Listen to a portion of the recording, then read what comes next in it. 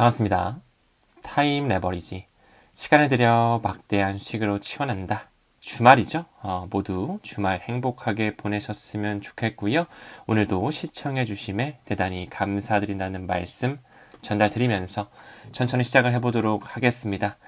허영만의 주식 타짜라는 책을 제가 선물 받아서 읽고 있는데 한 가지 그림이 좀 나왔어요. 우리가 투자함에 있어서 반드시 인지해야 되는 것이 나와가지고 공유 드리고 있습니다. 어떤 사람이 10년 동안 주식 투자를 해서 100억을 벌었대요. 근데 그거를 계산했을 때 뭐야 그럼 1년에 10억씩 벌었겠네. 하지만 이 계산은 틀렸다라는 거. 그 투자의 내면을 바라보니까 그 10년 중에 약 7, 8년은 계속적으로 인내의 시간, 고생을 하면서 약 1, 2년의 시간 동안 가치 반영이 되는 그런 순간을 만끽하면서 정상에 올랐다라는 거. 즉 다시 말해 10년에 100억을 벌었다라는 것은 1년에 10억씩 번 것이 아니라요. 7, 8년 동안 굉장히 오랫동안 힘들고 어려운 시기를 지내면서 그 축적의 시간을 견디다가 어느 날 갑자기 그 가치 반영이 됐던 시기를 만끽하게 된 거죠. 우리가 지금 XRP에 집중적으로 투자하는 것, 그동안 굉장히 오랫동안 소송으로 끌어온 것처럼 언제 한번 그 가치 반영 폭발하는 시점,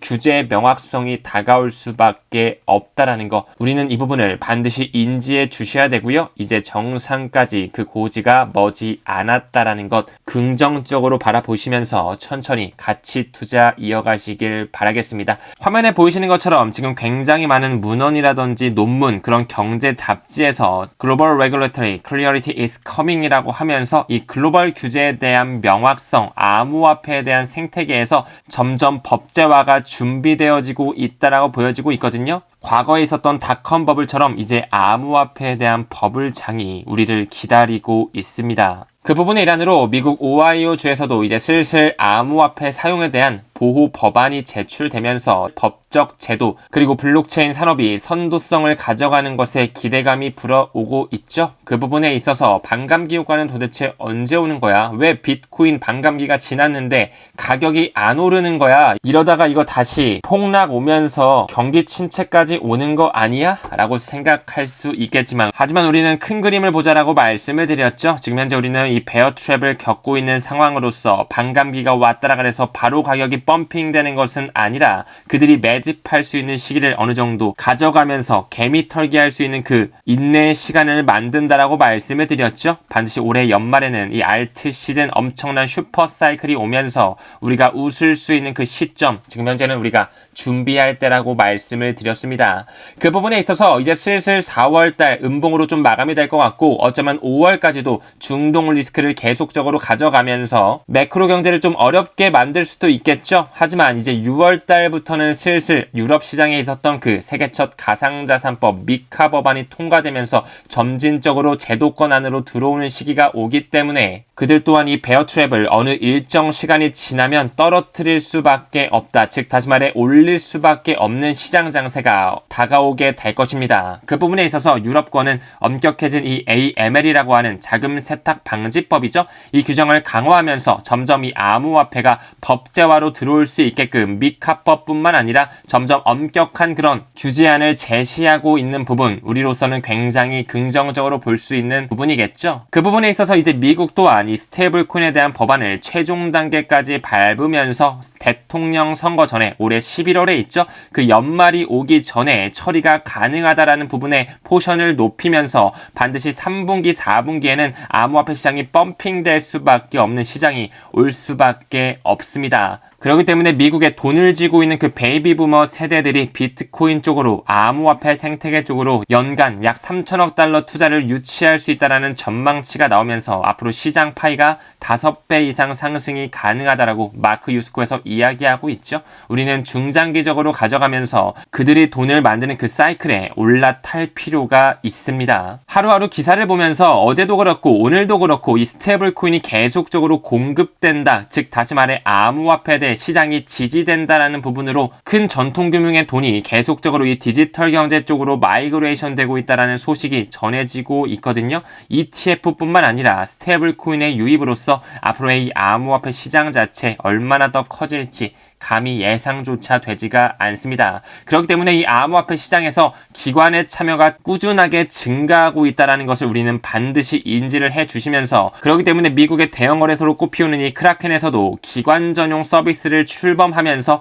벨미부머뿐만 아니라 그 고액 자산가 기관들이 들어올 수 있도록 슬슬 그 기관 전용 서비스를 준비시키고 있습니다. 그 부분의 일환으로 기관들이 커스터디할 수 있는 전용 창구, 그들이 지배하고 있는 한 그룹이 있다라고 말씀을 드렸죠. 바로 BCB 그룹으로서 소매 투자자를 위한 커스터디가 아니라 바로 기관을 위한 커스터디를 제공한다라는 부분에 있어서 리플이 인수한 메타코와 함께 그 디지털 자산 운영에 대한 관리와 거버넌스가 하나로 통합되고 있다라는 것을 우리가 반드시 면밀하게 지켜볼 필요가 있다라 그랬죠. 방금 언급드렸던 이 BCB그룹의 역사와 그들의 고위급 자문들의 출신지를 보더라도 역시나 그들의 자금은 그대로 들어와 있습니다. 이곳은 BCB그룹의 공식 홈페이지고요. 우리의 올스타 리더십 팀은 어디로부터 왔을까요? 바클레이스, 코인베이스, 크레딧스위스, 도이차방크, 피델리티, 골드만삭스, JP모건, 인베스텍, 로이스 뱅킹그룹 등등 우리가 너무나 잘 알고 있는 이미 R3와 이더리움 기업 연합과 하이퍼레저 재단과 리플사와 함께 가는 그 친구들이 모두 다 들어와서 BCB그룹을 이루고 있다. 플러스 알파로 그 BCB그룹은 기관 전용 커스터디 업체를 하는 부분에 있어서 메타코와 손을 잡았다. 이미 그 미래 디지털 생태계에 기관들이 암호화폐를 채택하는 부분, 기관 전용 수탁 서비스는 리플과 함께 가는 이 메타코와 연결성을 가져갈 수밖에 없다라는 것을 직간접적으로 미루어 볼 수 있고요. 왜 리플사가 올해 하반기에 미 달러와 기반 연동되는 그런 스테이블 코인을 발행하게 될지, 왜 USDT, USDC가 계속적으로 XRP 레저의 생태계망 안에서 스테이블 코인이 움직일 수 있도록 통합을 연구하고 있는지, 미래의 전통금융과 맞물리는 이 핀터넷이라고 할 수 있는 암호화폐의 중심 생태계는 바로 이 XRP 레저의 생태계가 될 수밖에 없다라는 거. 왜 리플 XRP 레저가 엑셀라와 통합을 이루면서 블록체인 상호 연결성을 촉진하고 있는지, 우리는 이런 부분을 병렬적으로 미루어 보면서 스테이블 코인이 어떤 방에서 움직이게 될지, 기관들이 암호화폐를 수탁하는 부분에 어떤 생태계와 함께 가게 될지, 그 뒷배에는 어떤 자금이 들어왔는지를 살펴보게 되면 왜 BIS가 리플과 함께 스위프트 2.0의 망을 구축하기 위해서 같이 합류해서 스위프트에 직접적으로 RMG 그룹 등록 관리 그룹에 나열이 되고 있는지를 확신할 수 있겠죠. 다음 기사 봤을 때 비트코인과 미국 증시가 디커플링이 시작하나? 이런 식의 내용이 나오고 있는데, 아직까지는 미국 증시 한번 달려주면 암호화폐 시장 같이 가지고 미국 증시 한번 조정 오면 암호화폐도 조정 오는 그런 커플링 시대에 살고 있지만, 급격한 금리 인하 시기와 함께 찾아올 수 있는 그 글로벌 경기 침체 리스크, 빅 시스템 리스크가 다가왔을 때는 미국 증시는 완전히 깔아앉게 될 것이고요. 이 암호화폐 생태계 혼자 달려갈 수밖에 없는 그런 그림이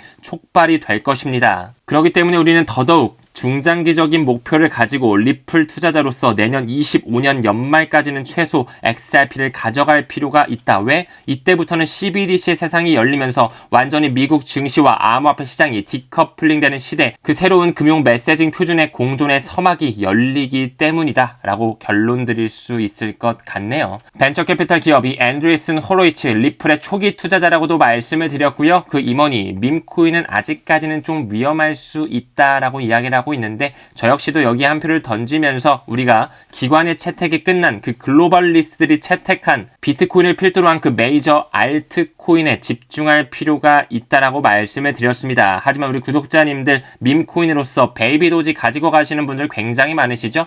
저는 베이비도지 내년 말까지 업비트에 상장하는 그날까지 무조건 가져갑니다. 참고로 봐주시면 좋을 것 같아요. 다음 기사 봤을 때 친암호화폐 성향을 가지고 있는 이 사라 넷번 판사가 리플에게 최종 판결을 줄 수 있는 지방판사로서 지명이 됐다라고 나오고 있죠. 이 부분에 있어서 리플에게는 희소식일까요?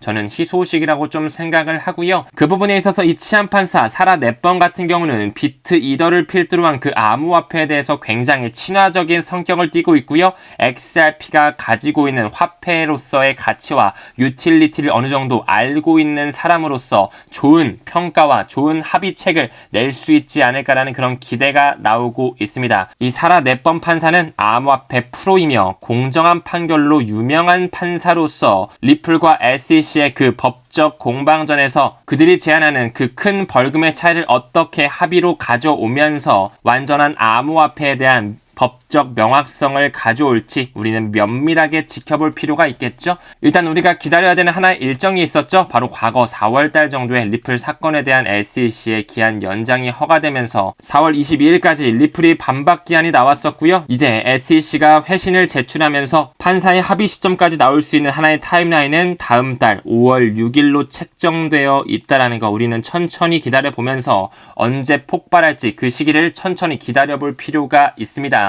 그 부분에 있어서 리플과 SEC의 소송의 명확성으로서 리플의 판결이 난다면 암호화폐 규제에 대한 명확성이 전반적으로 올 수밖에 없다라는 거 여러분 잘 알고 계시겠죠? 이미 미국의 고위급 임원 SEC의 증권거래위원회뿐만 아니라 미국 연준과 관련된 그 고위급 이사들 그리고 마이크로소프트와 같은 그 핀테크 회사의 고위급 인사들 그리고 리플사의 임원진 또한 한자리에 모여서 앞으로 다가오는 그 핀터넷이라고 하는 디지털 생태계에서 논의하는 시간을 가지고 있죠. 이제 슬슬 리플에 대한 법적 명확성이 머지 않았습니다. 리플의 CEO는 또한 이렇게 이야기한 이력이 있었죠. 미국 은행이 XRP 결제를 채택할 수밖에 없으며 그 속도는 증가될 수밖에 없다라는 거. 이미 그 기득권 세력들 미국 위에 있는 국제기구 그 위에 있는 세상을 설계하는 사람들은 XRP가 어떤 역할을 할지 답안지를 정해놨다라고 말씀을 드렸죠. 그렇기 때문에 5월 6일에 끝날 수 있고요. 조금 더 밀릴 수도 있고요. 조금 더 오히려 빨리 끝날 수도 있어요. 이 소송은 언제든지 끝날 수 있기 때문에 우리는 그냥 천천히 우리의 길을 가면서 그 폭발 시점을 준비하면 된다라는 거. 지금 현재 구글에 월드 브릿지 커런시를 쳤을 때 XRP가 나오는 것 알고 계신가요? 그 부분에 있어서 한 유명 컨설턴트가 월드 브릿지 통화 이 XRP는 어떤 것을 의미하는지에 대해서 정확하게 한번 짚어본 글이 있더라고요. 이 클레망 파르토노는 지금 현재 스위프트 1.0의 망의 구조, 굉장히 가치의 이동을 실현하는 부분에 있어서 거미줄처럼 굉장히 많이 선이 왔다 갔다 하는 그 수수료가 비싸고 시간이 오래 걸리는 비효율적인 형태를 취하고 있다. 하지만 여기에 XRP 레저의 생태계가 입혀지면서 온 디맨드 리퀴디티, 리플 페이먼트로서 B2B 결제에서 XRP가 실질적으로 활용이 된다면 정말 그 거미줄 같던 게 한 줄로 딱딱딱 정의가 되면서 굉장히 빠른 가치의 인터넷을 구현할 수밖에 없다라는 거. 월드 브릿지 통화로서 XRP가 들어올 수밖에 없다라는 거. 이 XRP를 통해서 리플의 혁신은 구현될 수밖에 없습니다. XRP가 진짜로 세계 가교 통화가 될까요? 왜 될 수 있을까요? 시장 위치야 기술적 이점이 있고요. 경쟁사 대비 굉장히 좋은 전략적인 이점이 있고요. 그 부분에 있어서 XRP는 어떻게 국경 간 거래를 초래하냐고요? 우리는 너무나 많이 공부를 해서 이미 알고 있죠. 이 리플렛이라는 블록체인이 탑재될 뿐만 아니라 온 디맨드 리퀴디티로서 XRP를 실질적으로 활용하면서 XRP가 소각되면서 3초에서 5초 내에 결제가 이루어지고요. 초당 1,500건 이상 3,000에서 4,000까지 최근에 업그레이드가 됐죠. 그러면서 XRP의 효율성으로 굉장히 빠른 국경 간 결제를 가져올 수 있다는 것 뿐만 아니라 비트코인이 해결하지 못한 리플의 그 탄소 중립 네트워크를 운영하고 있기 때문에 우리가 2025년, 2030년까지 가져간다면 반드시 그 금융기술로서 앞으로의 더욱더 큰 경제 패러다임 변화를 안겨다 줄 것이라는 거. 그렇기 때문에 결론만 봤을 때 앞으로의 그 세계 가교 통화가 될 수 있다라는 그 가능성을 가지고 이 XRP에 대한 여정을 많은 약속과 도전으로 가득 차 있다라는 거. 그들이 설계한 회사임으로써 기술적 이점은 어느 블록체인보다 탁월하다라고 말씀드릴 수 있겠죠. 경쟁에서 선두주자로 자리매김했고요.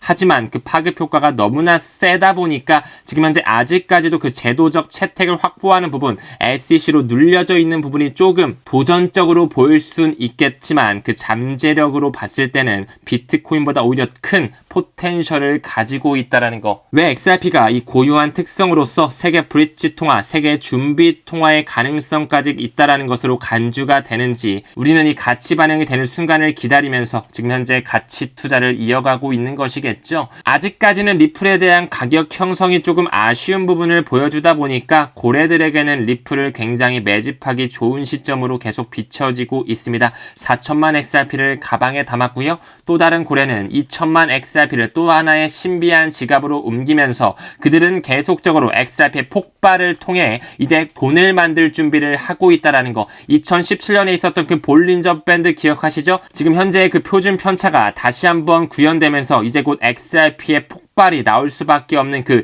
차트적 패턴 또한 보여주고 있다라는 것을 미루어 보았을 때 왜 고래들이 지금 현재 XRP를 그렇게 공격적으로 굉장히 매섭게 매집하고 있는지 이제 그 폭발의 시점이 머지 않았음을 우리에게 힌트로 보여주는 것 같네요. 다음 기사 봤을 때 이 러시아의 중앙은행에서 이제 슬슬 블록체인을 탑재하기 위해 많은 연구 보고서와 파일럿 테스트를 하고 있거든요. 이 크로스보더 세트먼트, 국경 간 결제, 그리고 KYC 인증에 있어서 XRP, 리플을 직접적으로 언급하면서 그들은 선호하고 있다라는 것을 잘 보셔야 됩니다. 왜 브릭스 국가의 필두로 있는 그 러시아 중앙은행에서 국경 간 결제를 저장하기 위해 왜 그 많은 블록체인 중에서 XRP를 선택하면서 선호하고 있는지 러시아 정부 또한 그들과 함께 미래를 이미 예측하고 설계하고 있겠죠. 다음 문서를 봤을 때 SEC는 5월 달에 이더리움 ETF를 거부할 수 있어요. 오히려 거부할 예정이라고 좀 나오고 있네요. 하지만 6월 달부터 슬슬 암호화폐, 그 유럽의 미카 법안이 제정이 되면서 제도권 수용이 시작되는 거, 우리는 이 부분에 조금 더 초점을 맞춰야 되겠죠.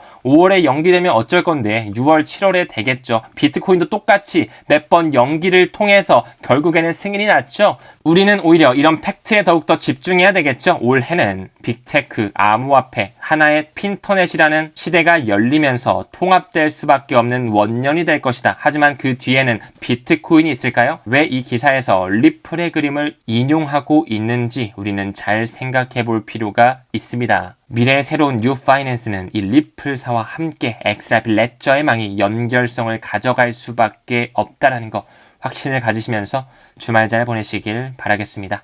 금일도 시청 대단히 감사드리고요. 우리는 모든 면에서 점점 더 좋아지고 있습니다. 감사합니다. 성투합시다.